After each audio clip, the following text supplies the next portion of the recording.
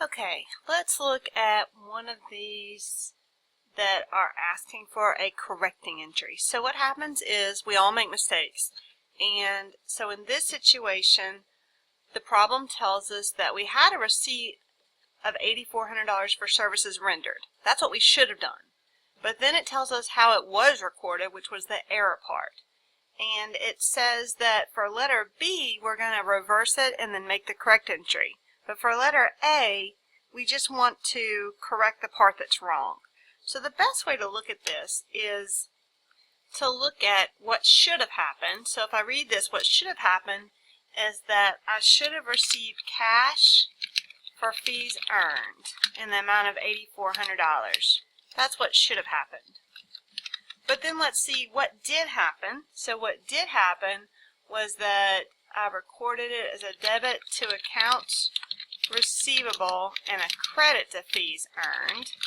And then I need to compare what's different.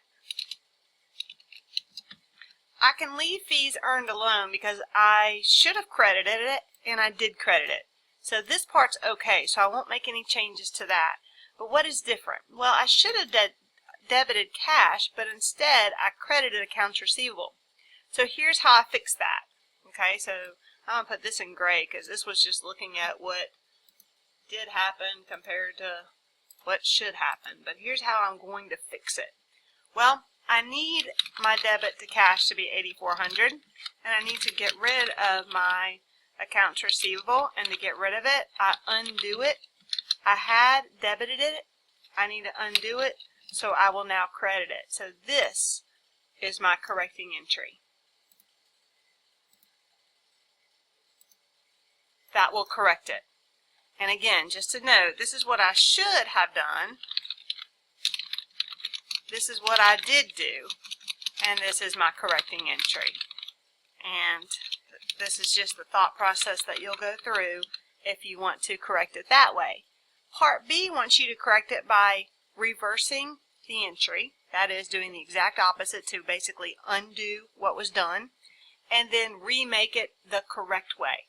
It's actually easier to think about it if you do it that way, which is reverse an entire entry and then remake it.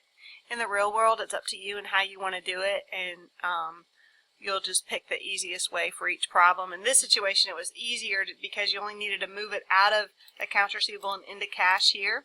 But in that second entry, everything that they did was wrong, so it's better just to reverse it and then to remake it. So for part B, we reverse it right here, and then we remake it correctly right here. And just note that Cengage wanted us to put in the date in all three entries. I originally did not do that, and it counted me a point off for not putting in my date. So let me know if you have any questions. Thanks.